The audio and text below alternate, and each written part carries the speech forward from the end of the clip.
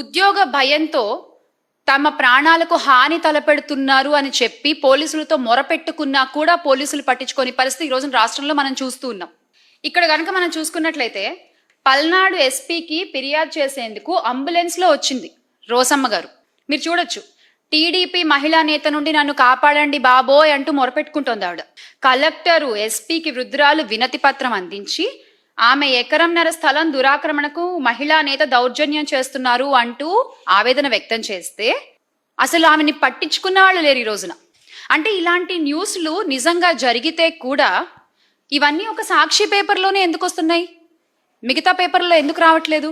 ఈ న్యూస్ అబద్ధం కాదు, ఆమె ఆవేదన అబద్ధం కాదు, మరి ఒక్క సాక్షి మాత్రమే ఎందుకు నిస్సహాయాల పక్కన అభాగ్యుల పక్కన నిలబడి ప్రశ్నిస్తోంది ఈ రోజున?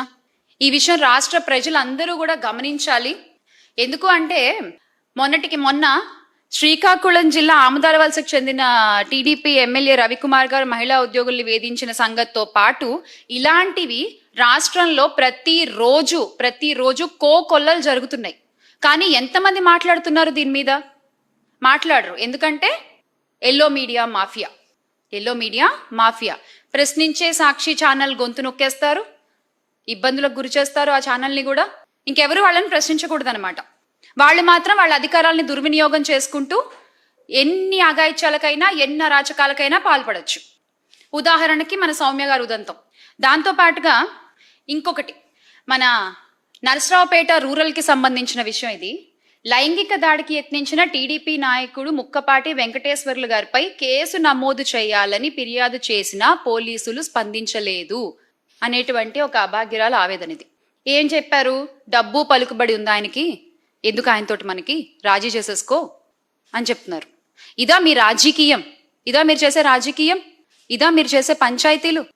ఏ రోజు కూడా ఈ కూటమి ప్రభుత్వం మహిళలకి అన్యాయం జరిగిన చోట అన్యాయం చేసిన వాడి వైపే నించున్నారు తప్ప అన్యాయం జరిగిన మహిళ వైపు ఏ రోజు ఈ కూటమి ప్రభుత్వం నించోలేదు ఈ రోజు వరకు. ఎందుకని అలాగా? ఏమన్నా అంటే పంచాయతీలు చేయడము, వాళ్ళ నాయకులకి సపోర్ట్గా వాళ్ళ నాయకుల పిల్లల్ని సపోర్ట్ చేసుకుంటూ ఏదో అక్కడికి సర్దేసి ఆ కేసులు మూయించేశాడు. ఇదే జరుగుతూ వస్తుంది గత సంవత్సర కాలంగా.